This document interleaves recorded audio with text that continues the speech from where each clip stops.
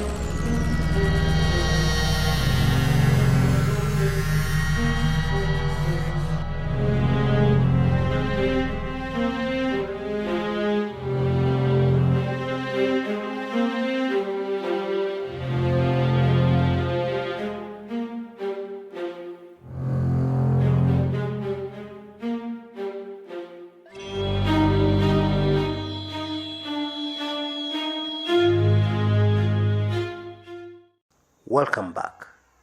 Now, the last government of national unity, indeed the first government of national unity for us to have in Kenya, was a foreign idea. It was forced on Kenyans. This was after the very horrific events that followed the disputed election of 2007, where many Kenyans lost their lives, including innocent children, innocent people, innocent women, even pregnant women. A very, very dark chapter, of the history of our country. And so ODM, Raila Odinga's party, and PNU, Mwai Kibaki's party, PNU stood for Party of National Unity, came together and formed one government with a very huge cabinet. Now some analysts say this period of the Grand Coalition government, as it was called, it has been the most productive period any government has had. A lot got done. And if you asked me, I agree. Cheap politicking is kept to a minimum, and the focus is on development and getting things done. Now fast forward to the present, what would be the huge advantage of a government of national unity? Of course, we would start with what we saw in the previous government. We would have a government all pulling together to achieve the Agenda 4 items.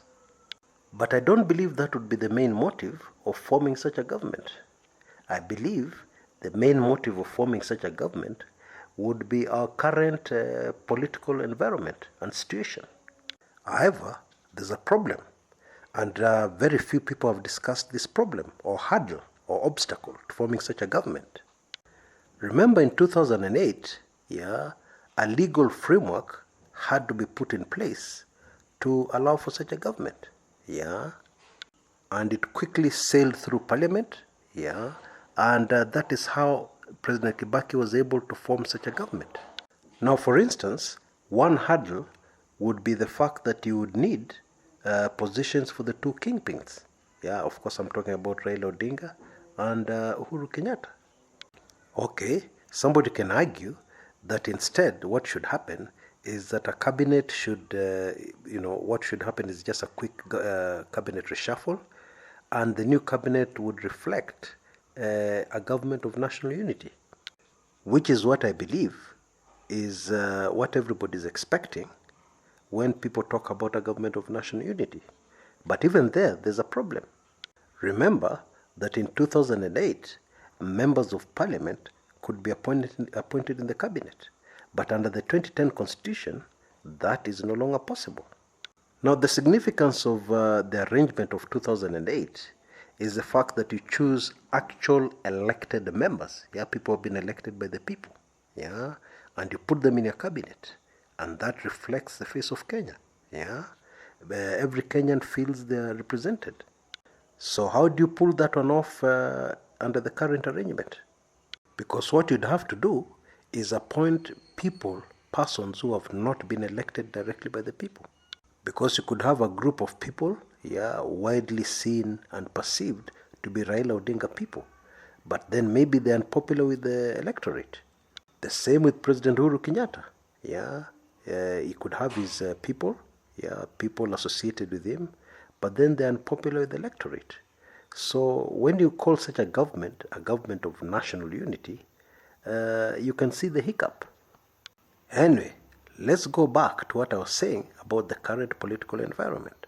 What is the current political environment that would favor a government of national unity? The most obvious point that stands out very clearly is the current fight against corruption, and the political fallout that it could cause very easily. A government of national unity, or a semblance of a government of national unity, because it's impossible to get elected people into that cabinet, would cushion President Uhuru Kenyatta dramatically against any fallout from prosecuting big fish in the current fight against corruption. To me, that would be the main reason for coming up with such a government. It makes sense, and it's a smart move, according to me. But there's something else even more telling that would happen. Such an arrangement, and wait for this one, such an arrangement would dramatically reduce the powers of the deputy president. Let's go back to 2008, the Grand Coalition government. The vice president at that time was Kalonzo Musyoka, but nobody actually remembers the vice president of the Grand Coalition government. Most people remember the prime minister of that government, Raila Odinga, and the president, Mwai Kibaki. Politically speaking, Kalonzo Musyoka was almost invisible, more ceremonial than anything else.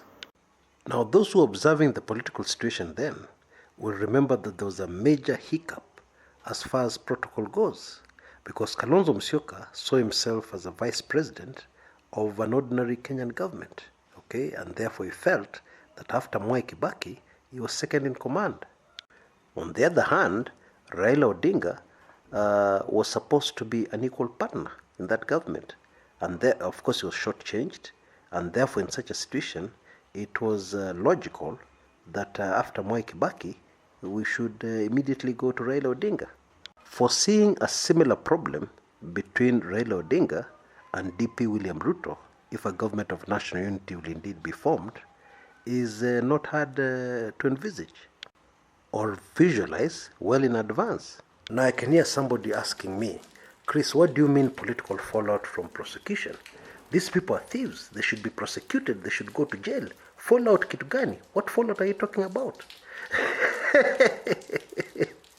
Okay, let me explain.